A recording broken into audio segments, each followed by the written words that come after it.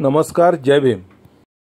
बातमी आहे छावणी हा गौरव ग्रंथासंदर्भातील. छावणी गौरव ग्रंथ 6 दशकाचा दस्तऐवज असं राजू गोपीनाथ रोटे यांनी प्रकाशनाच्या दरम्यान म्हटलं आहे. छावणी हा गौरव ग्रंथ आंतरराष्ट्रीय ख्यातीचे साहित्यिक अर्जुन डांगळे यांच्या संदर्भात आहे. अर्जुन डांगळे यांनी आता वयाचे 80 पार केले आहे, तरी त्यांचा जोम उत्साह तसाच कायम आहे. त्यांचा वावर हा साहित्य, राजकारण आणि संस्कृती या वर्तुळात प्रभावीपणे राहिला आहे. त्यांना समजून घेणे म्हणावे तेवढे सोपे नाही. त्यासाठी भारतीय राजकारण, इथली जातीव्यवस्था, धर्मव्यवस्थेसोबत अस्तित्वात असलेली वर्गव्यवस्था याचा अभ्यास करणे गरजेचे आहे. गौरव ग्रंथ निर्मितीच्या मागे ठोस असे काही हेतू असतात. ज्या व्यक्तिमत्वाचा गौरव करण्यात आलेला आहे त्या व्यक्तीचे व्यक्तिमत्व, व्यापक दृष्टिकोन वाचकांसमोर आणणे, त्यांच्या कार्याचे समायोजन, विश्लेषण व्यापक स्वरूपात वाचकांसमोर मांडणे हे अभिप्रेत असते. छावणी गौरव ग्रंथ वाचताना ग्रंथाचा हेतू साध्य झाला आहे असे म्हणता येईल. व्यक्तिमत्व विकसित होण्याची एक प्रक्रिया असते. व्यक्तीचे जगणे, व्यक्तीची विचारधारा आणि व्यक्तीला असलेले अनुभव या प्रक्रियाचा अभ्यास करून त्याची मांडणी काही टप्प्यात करता येते.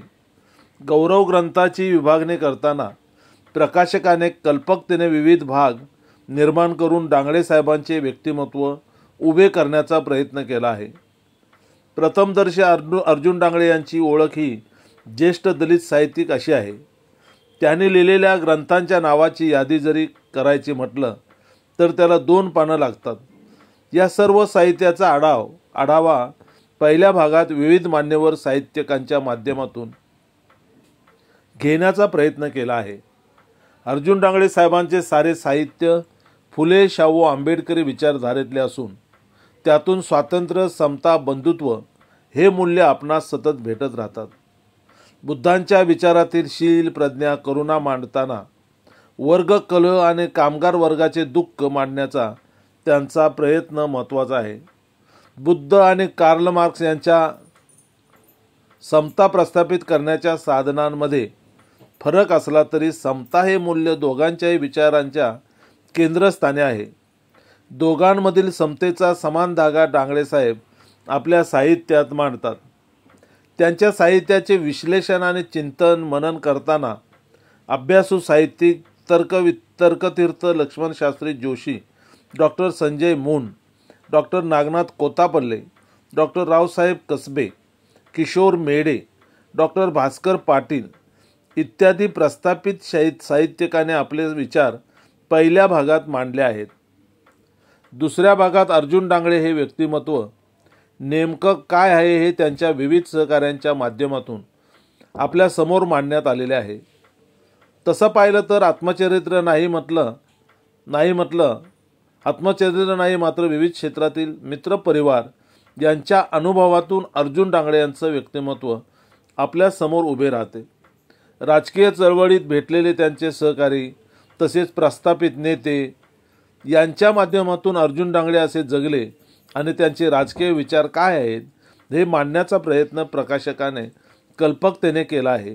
यात रामदास आठवले, नीलम गोरे, सुभाष देसाई, दिवाकर शेजवळ, मधु मोहिते इत्यादी साहित्यिक विचारवंत लेखकांच्या माध्यमातून आपल्याशी डांगळे साहेबांबद्दल बोलतात.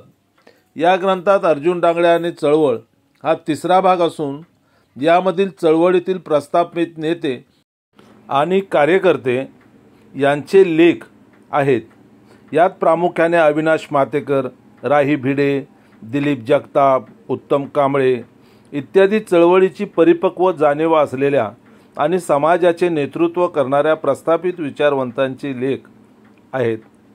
अर्जुन डांगळे संवाद यामध्ये या ग्रंथाचे संपादक डॉक्टर महेंद्र भवरे अर्जुन डांगळे यांची प्रदीर्घ मुलाखत घेतली आहे. त्याने त्यांच्या जीवन संघर्षाबद्दल माहिती दिली आहे. डांगळे साहेबांचे जीवन म्हणजे अभ्यासाचा विषय आहे. माटुंगा लेबर कॅम्प वस्तीत त्यांचे बालपण गेले. एका बाजूला लाल बावटा हाती घेतलेल्या कामगार वर्गाची चळवळ समजून घेताना ते दुसऱ्या बाजूला जाती व्यवस्थेच्या विरोधात उभी राहिलेली आंबेडकरी चळवळ पाहत होते. या दोन्ही चळवळीला समजून घेऊन यातील साम्य आणि शक्तिस्थळे समजून घेण्याची संधी डांगळे साहेबांना लाभली. पुढे त्यांच्या व्यक्तिमत्वामध्ये या गोष्टी आपल्याला प्रकर्षाने जाणवतात. छावणी हलती आहे हा त्यांचा पहिला काव्यसंग्रह वैशिष्ट्यपूर्ण आणि छावणी ही लढवया सैनिकाची असते. ती छावणी शांत नसते, ती हलते. दया पवार काव्यसंग्रहाच्या निमित्ताने म्हणतात, अर्जुनच्या डोळ्यात मी अनेकदा डोकावलो आहे. तशी त्याला सर्व भौतिक सुखी आज मिळतात तरी तो खूप बेचैन आहे. ही बेचैनी अस्वस्थता आली कुठून? जणू काही त्याच्या डोळ्यातून बॉम्ब फुटणार आहेत. ही अस्वस्थता बहुतेक आणि वर्ग संघर्षाच्या सर्व योद्ध्यामध्ये असलेली दिसते. तिचे नाते सिद्धार्थच्या मनातील वैचारिक संघर्षाचे असते. बांधावरची माणसं या कथासंग्रहाबद्दल बोलताना डॉक्टर भालचंद्र फडके म्हणतात, बाबासाहेबांच्या विचाराबरोबर या कथालेखकाच्या मनावर गौतम बुद्धांच्या, कार्ल मार्क्स, फुल्यांच्या विचाराचाही संस्कार झालेला आहे. या महापुरुषांच्या विचारात माणसाचे मोठेपण मानलेले सर्वांना समता अधिष्ठित समाजरचना हवी आहे.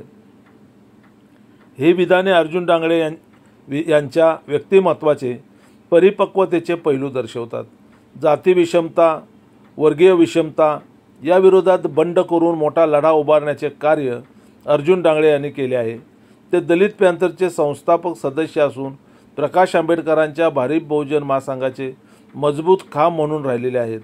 नामदेव ढसाळ, राजा ढाले, जवी पवार यांच्याच रांगेत पुढाकाराने अर्जुन डांगळे यांचे नाव घेतले जाते. तब्बल 6 दशक समाजकारण राजकारणात टिकून राहणे साधी गोष्ट नाही. सर्व पक्षीय लोकांशी सलोख्याचे संबंध ठेवणे ही किमया जमलेले रिपब्लिकन पार्टी ऑफ इंडियाच्या एकमेव नेते म्हणजे अर्जुन डांगळे आहेत. मी डांगळे साहेबांना साधारणतः 90च्या दशकामध्ये भेटलो. मी त्यांच्यावेळी 25 वर्षाचा तरुण होतो. सामाजिक संस्थेच्या सोबत काम करता करता मी रिपब्लिकन चळवळीकडे ओढला गेलो होतो. त्यावेळी डांगळे साहेबांना मी पहिल्यांदाच भेटलो. डांगळे साहेब मला खूप शांत आणि संयमी वाटले. इतर दलित नेत्यांमध्ये असलेला आक्रमकपणा दिसला नाही. पुढे जेव्हा त्यांचं साहित्य वाचलं तेव्हा लक्षात आलं, वरून शांत असणाऱ्या त्यांच्या व्यक्तिमत्वाच्या विचारामध्ये एक प्रचंड असा ज्वालामुखी आहे. 1997 साली एकीकृत रिपब्लिकन पक्ष निर्माण झाला. या पक्षाच्या माध्यमातून महानगरपालिकेची मी निवडणूक लढवली. या निवडणुकीत लढण्यासाठी मला प्रेरित करणारे डांगळे साहेब होते. त्याने मला रिपब्लिकन पक्षाच्या अधिकृत उमेदवारी देऊन माझा आत्मविश्वास कमालीचा वाढवला. कार्यकर्त्यांशी संवाद करणे, कार्यकर्त्यांना उभं करणे हे कामही डांगळे साहेबांनी केले, पण याचा उल्लेख या गौरवग्रंथामध्ये कधीच आला नाही. माफ करा. आंबेडकर चळवळीचे अनेक स्थित्यंतरे झाले आहेत. ही स्थित्यंतरे जवळून पाहिलेले अर्जुन डांगळे हे 6 दशकाचे साक्षीदार आहेत. पॅंथरची स्थापना, रिपब्लिकन ऐक्य असो की रेडल्स प्रकरणातील आंदोलन असो, या सर्व दिसणाऱ्या घटनांच्या मागे झालेल्या अनेक घटना आहेत. त्या घटना आपणास डांगळे साहेबच सांगू शकतात. या गौरवग्रंथात मान्यवरांच्या लेखातून अनेक घटनांवर प्रकाश टाकला आहे. या गौरवग्रंथामध्ये पत्रसंवाद, छायाचित्रे समाविष्ट केल्यामुळे हा ग्रंथ एक परिपूर्ण ग्रंथ झाला असल्याने आपणास जाणवते. एकूणच 542 पानांचा हा गौरवग्रंथ विचारमंथन करण्यास योग्य आहे. हा ग्रंथ जरी अर्जुन डांगळे यांच्या जीवन गौरवबद्दल बोलत असला तरी या सगळ्या अनुषंगाने आपल्यासमोर अनेक गोष्टी उभ्या राहतात. काही प्रमाणात आंबेडकर हयात असताना तसेच आंबेडकरोत्तर चळवळ आपल्या समोर उभी राहते. हा ग्रंथ आपल्या संग्रही असायलाच हवा, असं आवाहन राजू गोपीनाथ रोठे यांनी केलेलं आहे. छावणी गौरव ग्रंथ 6 दशकाचा दस्तऐवज राजू गोपीनाथ गोटे लिखित छावणी हा ग्रंथ आंतरराष्ट्रीय ख्यातीचे साहित्यिक अर्जुन डांगळे यांच्या संदर्भातला आहे. धन्यवाद. नमस्कार. जय भीम. आपण पाहताय महाराष्ट्र संध्या यूट्यूब न्यूज चॅनेल, आवाज महाराष्ट्राचा. महाराष्ट्र संध्या यूट्यूब न्यूज चॅनेलचे असेच नवनवे व्हिडिओ आपल्या मोबाईलवर पाहण्यासाठी महाराष्ट्र संध्या यूट्यूब न्यूज चॅनेल सबस्क्राईब केलं नसेल तर आता सबस्क्राईब करा. महाराष्ट्र संध्याचा आपल्या मोबाईलवर येणारा प्रत्येक व्हिडिओ लाईक, शेअर, कमेंट्स करा. आपल्या सातत्यपूर्ण सहयोगाबद्दल धन्यवाद.